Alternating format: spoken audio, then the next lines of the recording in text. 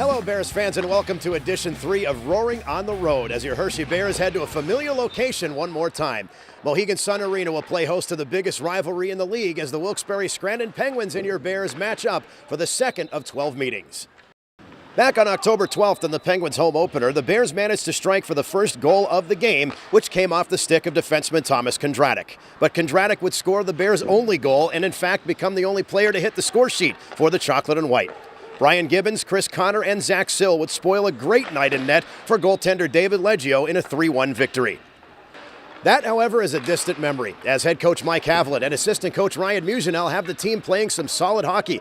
The Bears have fended off a very intermittent hockey schedule during the month of October to finally get things rolling. Hershey has now won 2 of its last 3 games while putting up 11 goals in that span. Most recently, in a 4-2 victory against the Norfolk Admirals in front of 10,125 on Sunday, the Bears posted a dominating effort in outshooting their opponent for the first time this season and doing so in a big way. Just about every player has factored into the Bears' recent upward trend as well, as 12 different players have found the goal column in the young season.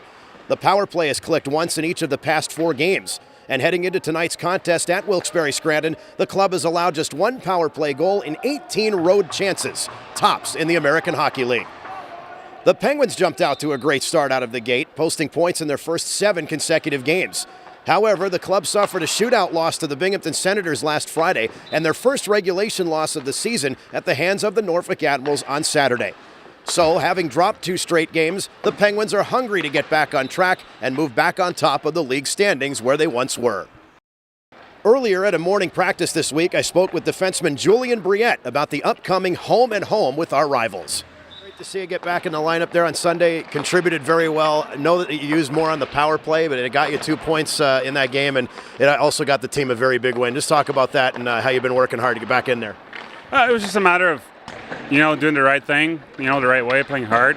Was not necessarily looking for points or anything, just do my job, when they put me in a situation, had a job to do, try to do it. Turned out a good way for the team and myself, so it's all positive. I've always called you one of the quietest and hardest working guys on this team, and I know it's a different situation at the beginning of the year to not get into the games and on a steady pace, but you've worked very hard, and like you said, it was a big team effort. Talk about the effort this team is going to need to take care of Wilkes-Barre. It was a tough game on October 12th, and now a big home-and-home facing the rivals here. Yeah, we finished the last weekend the right way.